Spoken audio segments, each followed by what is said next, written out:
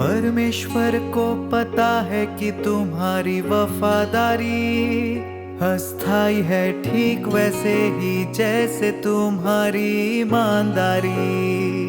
क्या तुम्हारा संकल्प और तुम जो कीमत चुकाते हो सिर्फ इस क्षण के लिए नहीं है, न कि भविष्य के लिए।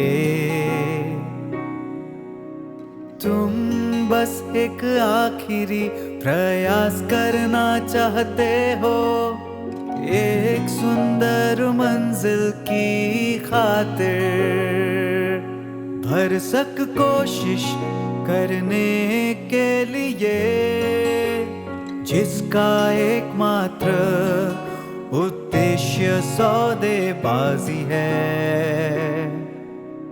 तुम यह प्रयास सत्य के ऋणी होने से बचने के लिए नहीं करते,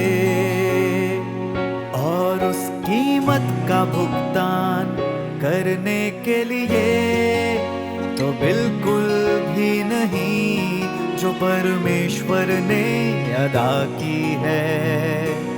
संक्षेप में, तुम केवल जो चाहते हो उसे प्राप्त करने के लिए अपनी चतुर चालें चलने के इच्छुक हो, लेकिन उसके लिए खुला संघर्ष करने के लिए तैयार नहीं हो।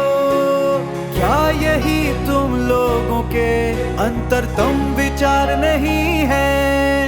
तुम्हें स्वयं ढोंग नहीं करना चाहिए, नहीं अपने गंतव्य के बारे में इतनी माथापच्ची करो कि दिन में तुम्हारी खाने पीने की इच्छा ही न हो, और रात को चैन से सो भी न पाओ। क्या यह सच नहीं है कि अंत में तुम्हारा परिणाम पहले ही निर्धारित हो चुका होगा?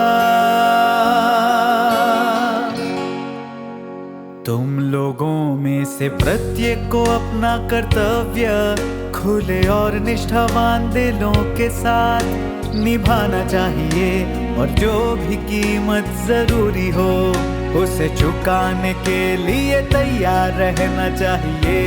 जैसा कि तुम लोगों ने कहा है, जब दिन आएगा तो परमेश्वर किसी के साथ भी अनुचित व्यवहार नहीं करेगा जिसने उसके लिए कष्ट उठाया हो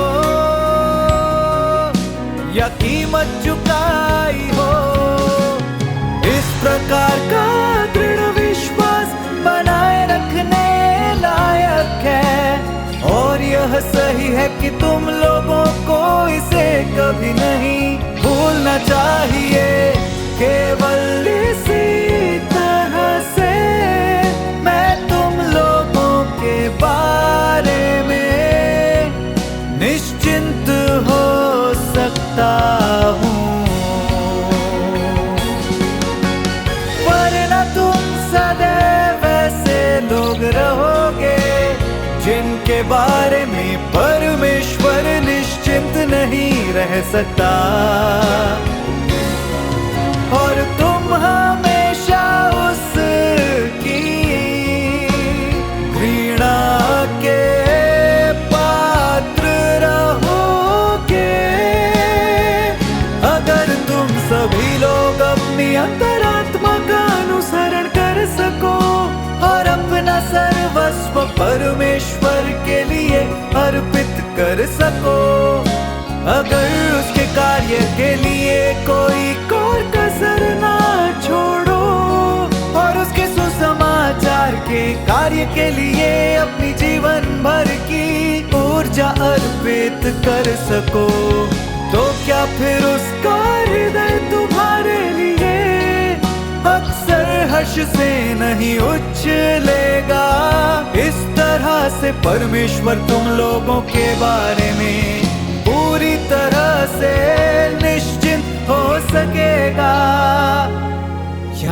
नहीं।